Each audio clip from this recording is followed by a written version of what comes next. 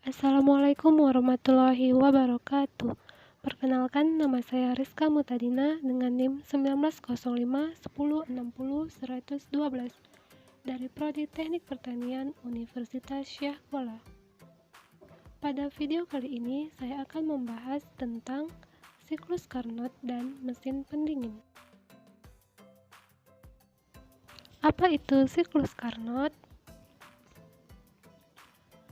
Siklus Carnot adalah sebuah siklus ideal termodinamika yang reversibel yang pertama kali dikemukakan oleh Sadi Carnot pada tahun 1824, yang merupakan seorang insinyur Prancis.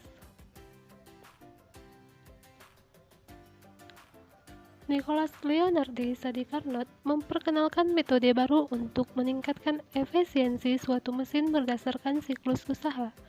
Metode efisiensi ini selanjutnya dikenal sebagai siklus Carnot. Tahapan siklus Carnot terdiri atas 4 proses seperti yang terlihat pada gambar berikut. Berdasarkan gambar tadi dapat dijelaskan proses siklus Carnot sebagai berikut. Proses A ke B adalah pemuaian isotermal pada suhu T1.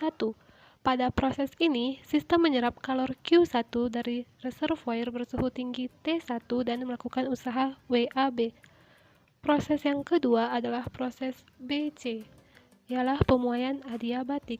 Selama proses ini berlangsung, suhu sistem turun dari T1 menjadi T2 sambil melakukan usaha WBC. Proses CD adalah pemanfaatan isotermal pada suhu T2. Pada proses ini, sistem menerima usaha WCD dan melepas kalor Q2 ke reservoir bersuhu rendah T2.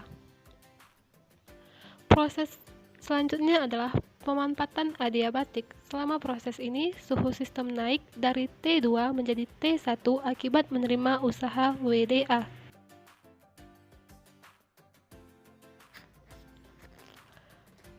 Siklus Carnot merupakan dasar dari mesin ideal, yaitu mesin yang memiliki efisiensi tertinggi yang selanjutnya disebut dengan mesin Carnot. Mengingat selama proses siklus Carnot, sistem menerima kalor Q1 dari reservoir bersuhu tinggi T1 dan melepas kalor Q2 ke reservoir bersuhu rendah T2, maka usaha yang dilakukan oleh sistem menurut hukum satu termodinamika ialah Q sama dengan delta U tambah W. Q1 dikurang Q2 sama dengan 0 tambah W, sehingga W sama dengan Q1 dikurang Q2. Untuk mesin kalor, efisiensi mesin ditentukan dari perbandingan usaha yang dilakukan terhadap kalor masukan yang diberikan. Secara matematis dapat dituliskan sebagai berikut. Eta sama dengan W per Q1 kali 100% sama dengan Q1 kurang Q2 per Q1 kali 100% sama dengan 1 kurang Q2 per Q1 kali 100%. Untuk siklus Carnot berlaku hubungan Q2 per Q1 sama dengan T2 per T1 sehingga Eta sama dengan 1 kurang T2 per T1 kali 100% dengan keterangan rumus sebagai berikut. Efisiensi mesin Carnot merupakan efisiensi yang paling besar karena merupakan mesin ideal yang hanya ada di dalam teori. Artinya, tidak ada mesin yang mempunyai efisiensi melebihi efisiensi mesin Carnot. Berdasarkan persamaan tadi, efisiensi mesin Carnot hanya tergantung pada suhu kedua tandon atau reservoir. Untuk mendapatkan efisiensi sebesar 100%, suhu tandon T2 harus 0K. Tetapi hal ini mustahil terjadi. Selanjutnya adalah mengenai mesin pendingin.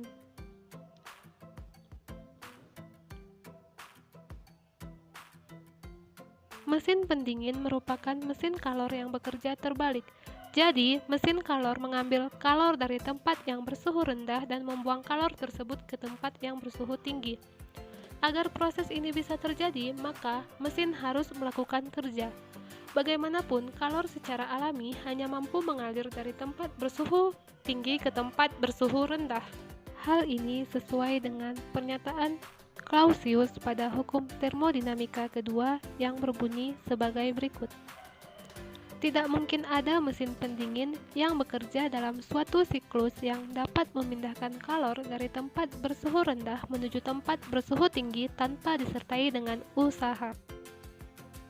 Siklus mesin pendingin adalah seperti pada gambar berikut. Proses yang pertama adalah proses AB, proses Joule Kelvin. Selama proses berlangsung, keadaan sistem bukanlah keadaan setimbang, karena harga P dan V dari saat yang satu ke saat yang lain tidak dapat diketahui. Hanya keadaan awal atau keadaan A dan keadaan akhir atau keadaan B yang merupakan keadaan setimbang dengan harga P dan V yang diketahui. Proses yang kedua adalah proses BC.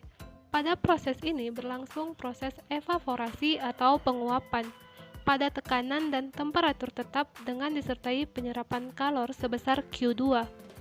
Selanjutnya adalah proses CD. Pada proses ini berlangsung kompresi atau pemanfaatan secara adiabatik sampai temperatur uap melebihi harga T1. Selanjutnya proses DA. Proses pendinginan secara isobarik sampai temperatur uap mencapai harga T1 yang dilanjutkan dengan penggemunan atau kondensasi pada tekanan temperatur uap.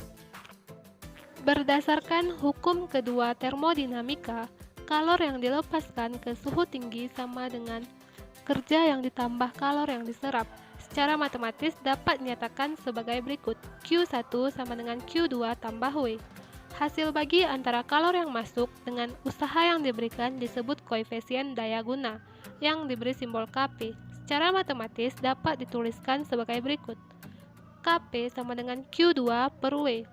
Untuk gas ideal berlaku Kp sama dengan Q2 per W sama dengan Q2 per Q1 dikurang Q2 sama dengan T2 per T1 kurang T2 dengan keterangan rumus sebagai berikut.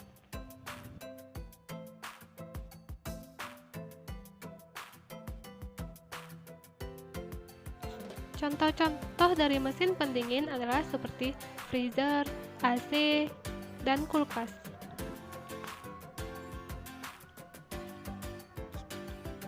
Saya ucapkan terima kasih atas perhatiannya. Semoga videonya bermanfaat.